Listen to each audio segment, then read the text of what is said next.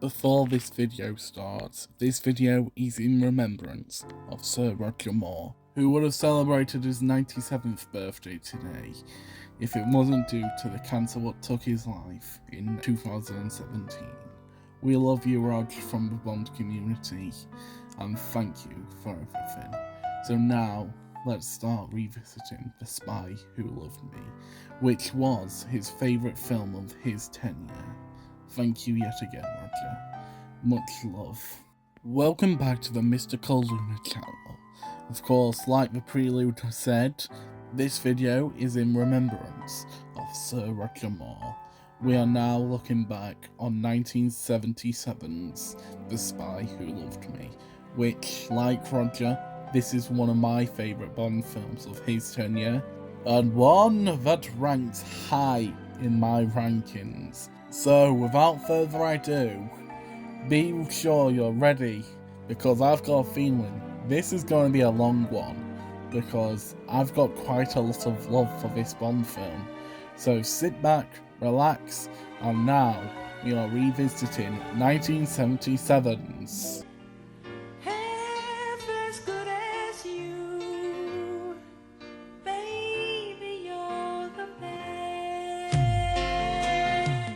As usual in the 70s, our James Bond is Sir Roger Moore, and our Bond girl is Barbara Bach, who is also known as Lady Starkly because she is the wife of Ringo Starr, part of the Beatles. Lucky fucking Ringo, I must say. This Bond film also introduces a new recurring character, one General Gogol, played by Walter Guttel, who previously appeared in From Russia with Love as Spectre Island's training officer. Of course, as usual, we've got Desmond Llewellyn as Q, Lois Maxwell as Moneypenny, and Bernard Lee as M. And finally, it wouldn't be The Spy Who Loved Me revisited if I did not mention Kurt Jurgens, who played main villain in this Bond film. One Carl Stromberg, which in my opinion is one of the weaker villains overall in the franchise. And of course, his henchman, the iconic Jaws, played by Richard Kiel. And with all that said, it's time to start revisiting 1977's The Spy Who Loved Me.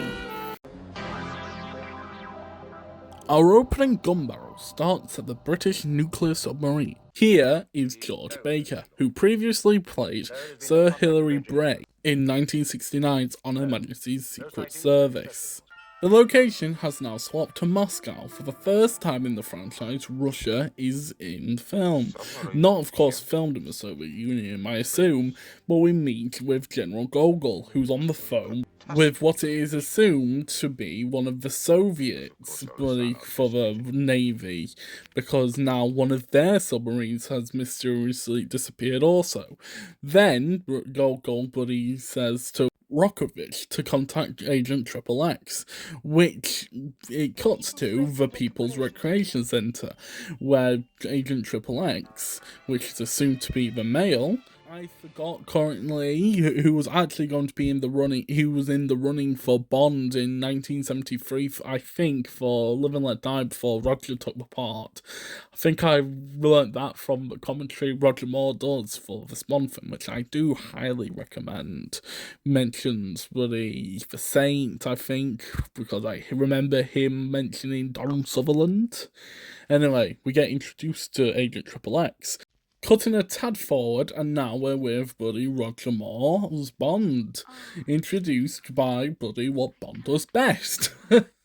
Of course, the girl is, I forgot her last name currently, but really 007 has had an interview with her, Buddy, surprisingly, which I still need to listen to, which I may listen to after this recording session, so yeah. It's here, imaged, if you're interested in listening to it yourself. So, yeah. But James, I need you. So does England. Always have that in my head, and sometimes say it out loud to myself. Buddy. But James, I need you. So does England. Now into why I love this pre-title sequence very much. This ski chase, one of the very, very best, especially with the Bond 77 score in the background, just wonderful. Love it. Also, this stunt, an iconic and magnificent one, buddy, for Rick Sylvester, buddy. They only had one attempt, I seem to remember from listening to that commentary quite a while ago. Just magnificent and hands down one of the greatest of the franchise by far. Just incredible way to end, buddy, the pre-title sequence that will just bloody stand for test of time, in my opinion. If you know me off Twitter, you'll know I love Nobody Does It Better. It's one of my personal favourite title songs of the franchise. It's such a beautiful one, and honestly, in my opinion, this should have won Best Original Song, hands down, for me, in my opinion. Sure, I haven't listened to the winner, I think. I can't remember what it is off the top of my head, but honestly, such a beautiful and great song that I see myself listening to quite a bit. And honestly, the live one, what's got that sunset, the one on Spotify, is beautiful as well. Just beautiful. Honestly, I'm glad we don't see Triple X in this outfit for much longer. I should very much like to meet. Such an incredible cut, in my opinion, to Buddy the face of Bond, when Buddy Anya says, "I would like to meet him, the man who was responsible for his death." Don't ask me why I'm doing these voices, because it's just something I do normally, but I don't share anywhere. So I hope you enjoy them as much as I am having a laugh doing these voices and doing this commentary, because I do these as sort of a film commentary over buddy film analysis. Anytime Bond's in a military outfit, especially his naval wear, just, you know, it's going to be a good Bond film. And, buddy, the Bond actors, Sean, Roger, buddy, I wish we saw Tim in one, you know, I love the naval look for Bond. Just Jaws doing nothing here, just showing Richard Keel's 7'2", was it? Height? I think it was. Height is pretty scary to bloody anyone shorter, especially if they're like 5'8", 9-ish, I would say. Still, bloody scary as someone who would be 6 foot. I think Kurt Jurgens was. Update, he was actually 6'4", which is an inch smaller than Scaramanga, aka Christopher Lee, was. So Roger Moore had pretty tall villains for Roger's Bond. Of course, we can't do the Smile Love Me Revisited without touching on this bloody wonderful moment. Where's Peckish? Where's Peckish? Pyramids!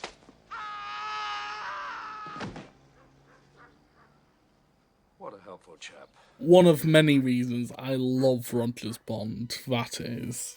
Just checking this. This is Charles Gray's voice, right? You know, the one who played Henderson in You Only Live Twice and Blofeld and Diamonds Are Forever. Because I've heard it online somewhere, I can't remember where.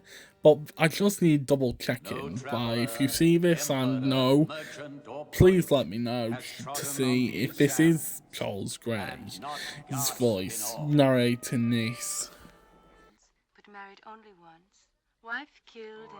I will have to go back into this scene a bit later, but it is a great scene by Roger, buddy, implying that On Her Majesty's Secret Service is kind of connected to the Roger Moore era, which, of course, dismays the bloody bullshit 007 fucking theory. Here is Max Calber, otherwise known as Vernon Duchef, I think it is. I could be butchering his last name, who was also in Fiddler on the Roof, Day of the Jackal, and of course, Indiana Jones and the Last Crusade as the butler, as I tweeted about several months ago, really finding out for the first time, which very much surprised me, because I love The Spy Who Loved Me, and I love Indiana Jones and the Last Crusade. Two great films and two of my personal favourites. So yeah, I love that there's a little connection between them two. I love this little instrumental from Marvin Hammerlich of the main title song. Such a beautiful bit. Honestly, I love this shot of Anya sleeping on Bond's chest. Honestly, it's beautiful. Such a beautiful instrumental for me, in my opinion. Cutting a little forward post for Jaws fight, and that moment just there just shows Bond's little cheeky shit moment. Absolutely fucking hilarious. That moment is small but absolutely fucking brilliant. I've heard that this little tune is from Lawrence of Arabia, which is a film that hopefully our buddy might managed to watch in December. If so, it will be one of my greatest accomplishments, I think. Honestly, I'm a bit nervous. I own the film with my physical media, but honestly, it's a film I'm scared to watch because of its length. I will admit that, so hopefully I will watch it for the first time like in a few months' time. Wish me well when I do that in December, hopefully. Yet another beautiful instrumental of the title track. Nobody does it better. Honestly, I love these instrumental tracks the composers add into the score, whether it's John Barry, Marvin Hammerlich, George Martin, or anyone else. I love these, and it's always something I enjoy in a good old classic Bond film. This time we have a jacket throw instead of a hat throw. And I love Roger's face when he sees General Gogol sitting in the pyramid because he's just met Moneypenny. And honestly, it's a great little twist that on the first viewing you wouldn't expect for most of the time, most likely. And honestly, it's played perfected, in my opinion. As well as Bernard Lee, of course, popping up. Honestly, perfection twist by Lewis Gilbert. A brilliant jump scare by Jaws, which sometimes even gets me, I believe. When I've not even watched this film in a very long time, it gets me, honestly. You never forget it after your first time, but still, it can prove to jump scare you still. And here she comes. Q with the bloody Lotus. What a fucking car. One of the best bloody Bond cars in the franchise, in my opinion, along with the Aston Martin V8, honestly. I think they may be my top two, the V8 and the Lotus, for me. Sure, I like the DB5, but that's like third, I would say, in the franchise as Bond cars for me. Now we're getting introduced to Stromberg's assistant, Naomi, who really 007 has yet again interviewed, which I highly recommend you listen to their interview with her, which is an incredible one. One of many ways they show how the fuck did they get them on the podcast, many times, but bravo to them folks yet again. I love this Ride to Atlantis music by Hammerlich. Great use of the synth, I want to say, for this bit. Just wow, it's great for me, in my opinion. And here we go, one of the greatest chase scenes in the franchise as well. What a chase. We've of course got Roger Moore saying, All those feathers and he still can't fly. just absolute perfection and why I love Roger Moore's Bond. Of course, now you've got this black car which features Jaws holding a Mauser pistol, is it? I think it is. It looks like a Mauser. I'm not that sure though, but I do see it as a Mauser. And of course, to end it, you've got Naomi doing this, which is something I do most of the time to nothing. Just a iconic moment that always gets played in my head at least bloody once a week or bloody more times a day. I can't really remember much. But honestly, excellent chase, one of the best in the franchise in my opinion, and one that bloody ends incredibly with Roger Moore saying, Can you swim? before the twist that bloody the car's a fucking submarine. Bloody hell, amazing fucking twist if you're totally blind to this bloody moment for some reason. Just incredible. I know many have pointed out before, but this is one of Roger Moore's stronger, serious moments as Bond. Just incredible. No quips, no humour, just plain greatness from Roger Moore's performance. Honestly, there's not much I want to add on to it, but honestly, if I bloody keep it in the fucking full cut, it'll get bloody copyright blocked. And here we are. The location was shown on the poster in the thumbnail, and the poster what's mostly known. Honestly, an incredible set by Ken Adam, like usual in my opinion. Of course, it houses one of my lesser favourite moments of my favourite Bond film, The Spy Who Loved Me, but honestly, it's better than I remembered the last couple of times I rewatched it. All I'll comment about this is that it's got some great action, honestly, and Roger Moore's outfit in this, especially when he's holding the gun. He's bloody great, even if bloody Roger Moore had a fear of guns, sadly, but honestly, still an incredible action set piece in my opinion. However, it runs for a bit too long for my liking, sadly. Has there ever been a shot of Roger Moore's Bond ever more bloody cool and fucking looking great? Apart from the cigar, paraglide and Live and Let Die, I don't think so. Take that, Tabasco! Sorry about that, it just has to be done, honestly. Having Christopher Lee shout Knick Knack Tabasco when bloody Scaramanga has a bottle of Tabasco on the table. It has to be done. If you know me personally, you'll know I'm a massive fan of this ending and call it one of the very best of the franchise. Just bloody brilliant for a moment that hooked me into the Bond franchise when I first watched it many years ago. When I was ill, I'm afraid, at the time. I think I had a throat condition at the time. It was awful. Keeping the British end up, sir. This time, we have two submissions from Twitter friends.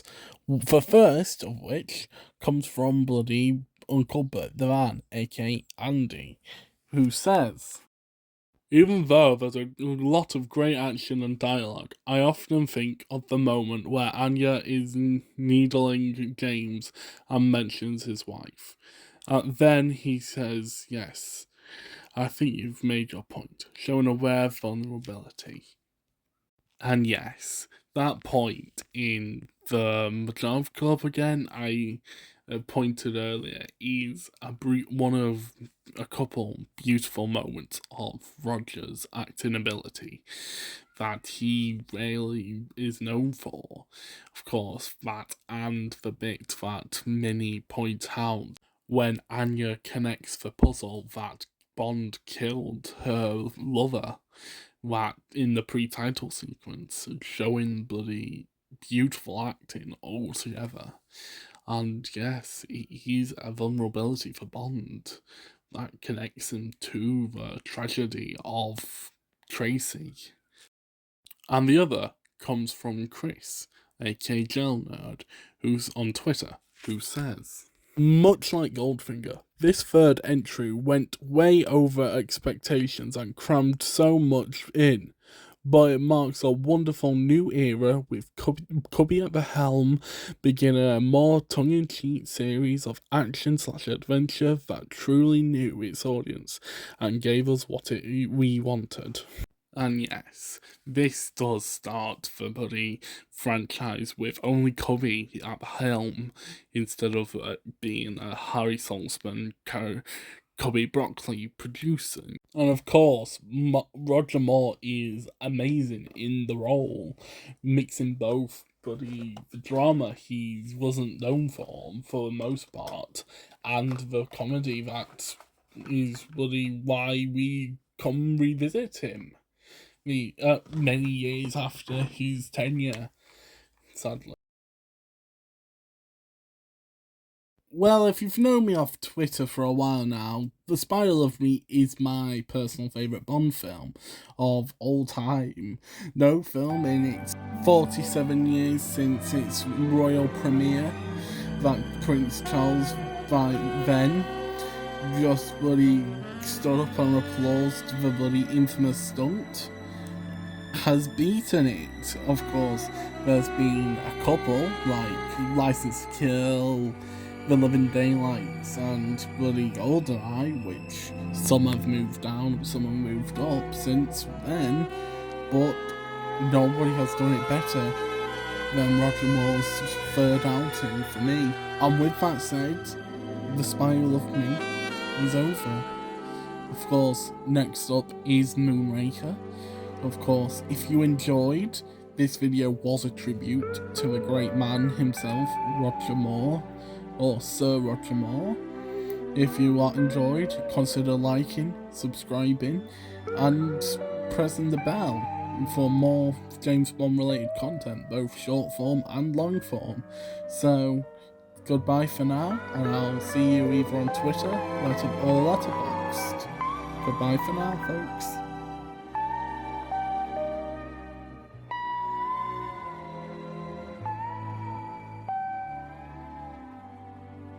If you want to follow me on social media, I'm mostly on both Twitter at Mystic Luna Double, 07 and pretty much daily on Letterboxd at Mystic Luna. Both are linked in the description, and goodbye for now.